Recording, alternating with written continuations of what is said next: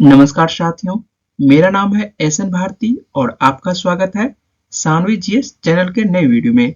आज है 4 दिसंबर 2024। हम लोग 4 दिसंबर 2024 से जितने भी करंट अफेयर्स के महत्वपूर्ण क्वेश्चन बन सकते हैं उस सभी पर डिस्कस करेंगे। पीडीएफ आप हमारे टेलीग्राम चैनल से डाउनलोड कर सकते हैं, जिसका लिंक मैंने इस वीडियो के डिस्क्रिप्शन में दे दिया है, तो आप इस लिंक पर जाकर टेलीग्राम चैनल ज्वाइन कर सकते हैं। चलिए शुरुआत करते हैं हम लोग पहले क्वेश्चन से। पहला क्वेश्चन है, अंतर्राष्ट्रीय विकलांग दिवस प्रतिवर्ष कब मनाया जाता है?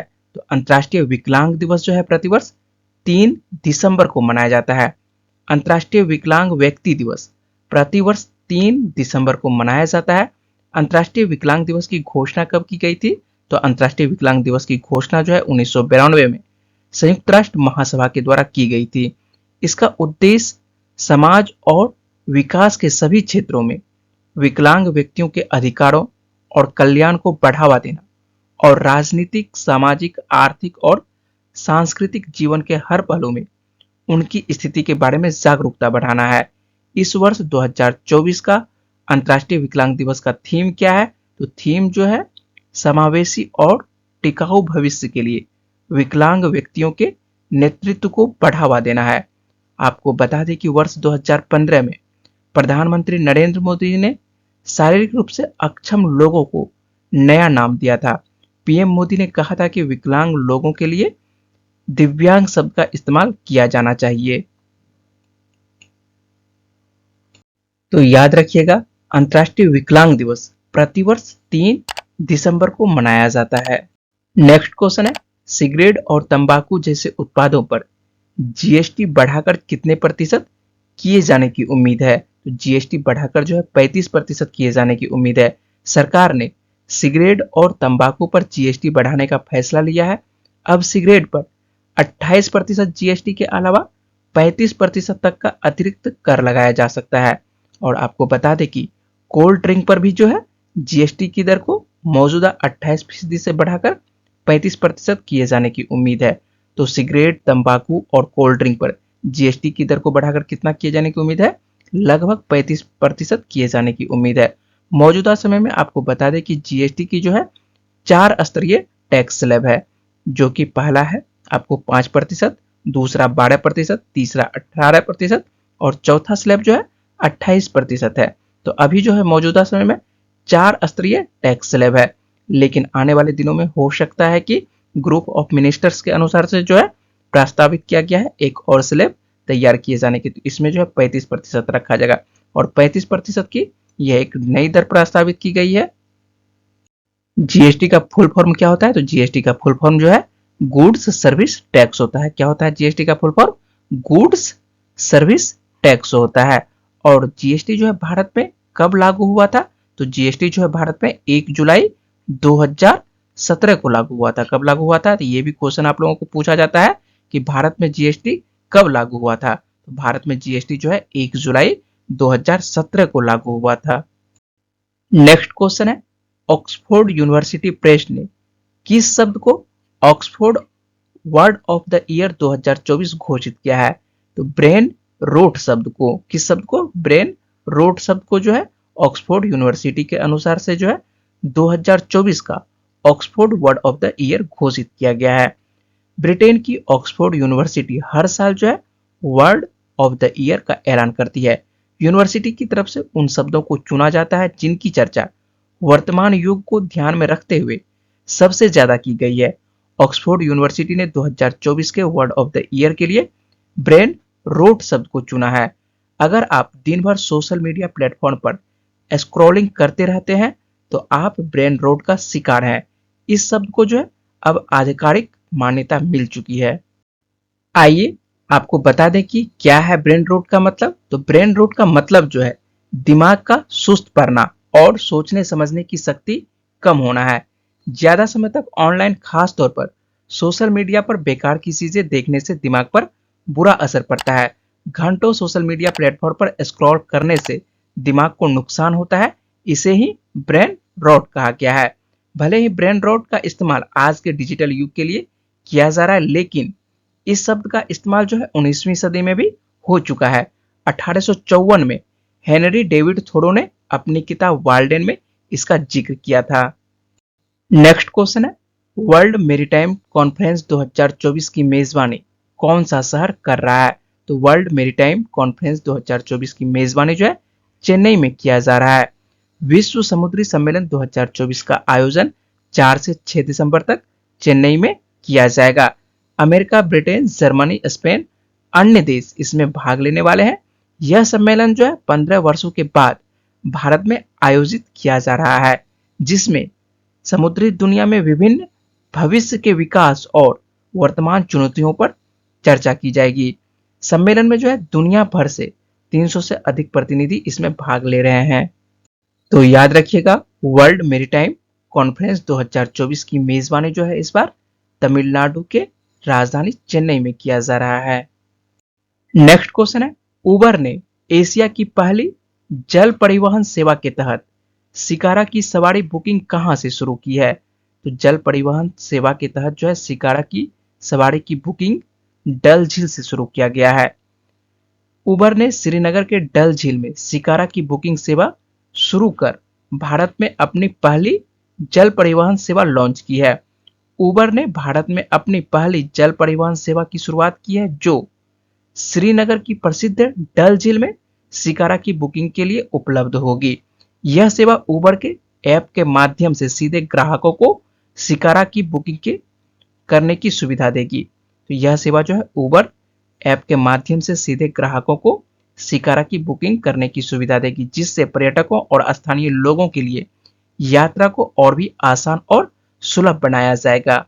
ये जो आप तस्वीर देख रहे हैं, ये नाव के प्रकार का ही शिकारा होता है। इसी को जो है शिकारा बोला जाता है। इसमें बैठने की व्यवस्था होती है और यह जो सेवा जो है उबर के द्वारा शुरू किया गया है। उबर ने अपनी पहली जल परिवहन सेवा शुरुआत की है और यह कहां से शुरुआत किया है? तो यह जो है डल झील श्रीनगर से इसकी शुरुआत किया गया है। नेक्स्ट क्वेश्चन है, रातापानी वन्य जीव अभ्यारण्य को किस राज्य का 9वां टाइगर रिजर्व घोषित किया गया है? तो मध्य प्रदेश राज्य का।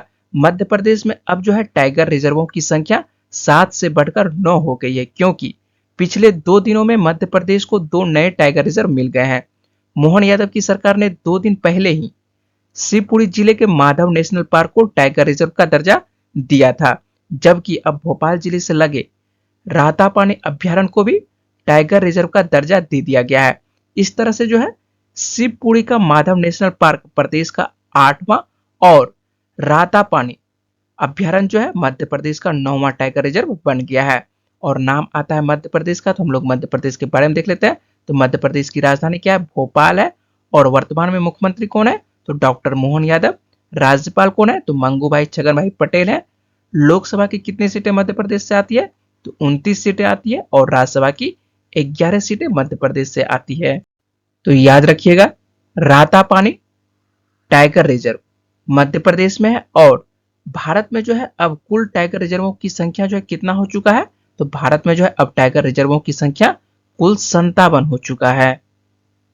नेक्स्ट क्वेश्चन है, यूनेस्को ने हाल ही में किस भारतीय राज्य को हेरिटेज पर्यटन के लिए टॉप डेस्टिनेशन घोषित किया है?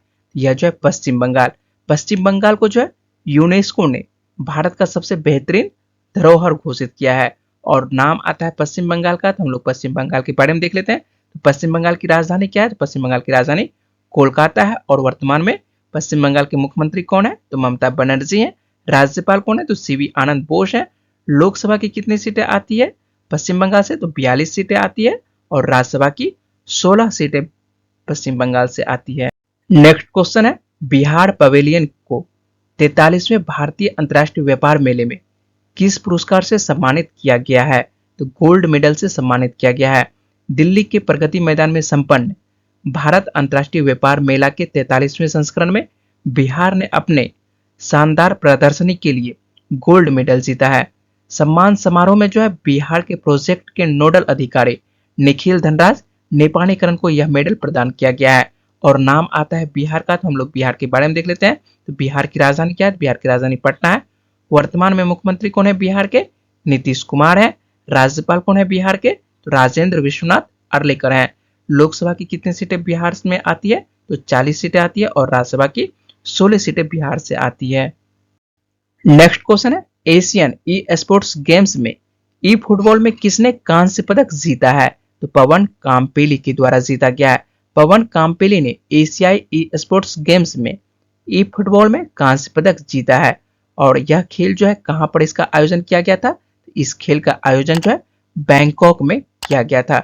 2024 एशियाई ई स्पोर्ट्स गेम्स में जो है ई फुटबॉल में पवन कामपेली के द्वारा कांस्य पदक जीता गया है।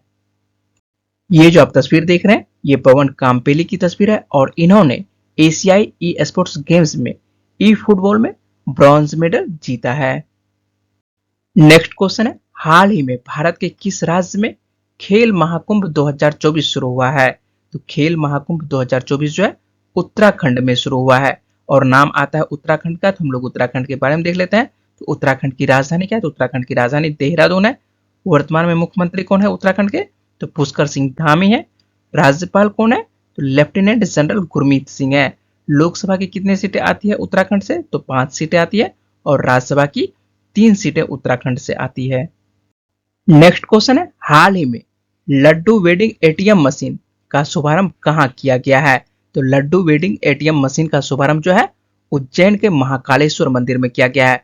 उज्जैन के महाकालेश्वर मंदिर में श्रद्धालुओं के लिए लड्डू वेडिंग एटीएम मशीन लगाई गई है और इसका शुभारंभ जो है मुख्यमंत्री मोहन यादव और केंद्रीय मंत्री जेपी नड्डा के द्वारा किया गया। यह मशीन जो है एटीएम की तरह काम करेगी, जहां भक्तों को क्यूआर कोड स्कैन करके भगवान महाकाल का लड्डू प्रसाद प्राप्त हो सकेगा। बिक्री मशीन में जो है क्यूआर कोड स्कैन करने पर 100 ग्राम, 200 ग्राम, 500 ग्राम के प्रसाद के पैकेट प्राप्त हो सकेंगे। और आपको बता दें कि विश्व प्रसिद्ध महाकालेश्वर मंदिर 12 ज्योतिर्लिंगों में से एक है। महाकालेश्वर मंदिर जो है देश का पहला मंदिर बना है जो श्रद्धालुओं के लिए प्रसाद बिक्री मशीनों की सुविधा उपलब्ध कराई गई है। यहाँ पर ये जो आप तस्वीर देख रहे हैं ये आपको लड्डू वेडिंग एटीएम मशीन की तस्वीर है और इसमें जो है क्यूआर कोड स्कैन करने पर जो है आपको लड्डू प्राप्त हो जाएगा। पिछले वीडियो में मैंने आप लोगों से प्रश्न पूछा था, हाल ही में आईसीसी के सबसे युवा अध्यक्ष के तौर पर किसने पदभार संभाला है? तो इसका सही आंसर हो जाएगा जय शाह। जय शाह जो है 1 दिसंबर को ही जो है आईसीसी के नए चेयरमैन बने हैं और अधिकांश छात्रों ने जो है इस प्रश्न का जवाब कमेंट बॉक्स में सही लिखे हैं। हम लोग आज का प्रश्न देख लेते हैं, हाल ही में Syed Modi international badminton tournament में किसने गोल्ड मेडल जीता है? इसका सही जवाब क्या है वो जल्दी से आपको कमेंट बॉक्स में बताना है। और मुझे उम्मीद है कि इस वीडियो में मैंने जितने भी इंपॉर्टेंट क्वेश्चन पर बात की है वो पॉइंट्स आपको समझ में आए होंगे। अगर आपको वीडियो अच्छी लगी तो वीडियो को लाइक करिएगा, शेयर करिएगा और अपने दोस्तों को वीडियो के बारे में बताइएगा। और चैनल को यदि सब्सक्राइब नहीं किए हैं तो चैनल को सब्सक्राइब कर लीजिएगा, जिससे कि आपको प्रत्येक दिन करंट अफेयर्स मिलता रहे। चलिए मिलते हैं आप लोगों से अगली वीडियो में, तब तक के लिए अपना ख्याल रखिएगा, पढ़ते रहिए। वीडियो में बने रहने के लिए बहुत बहुत शुक्रिया, धन्यवाद।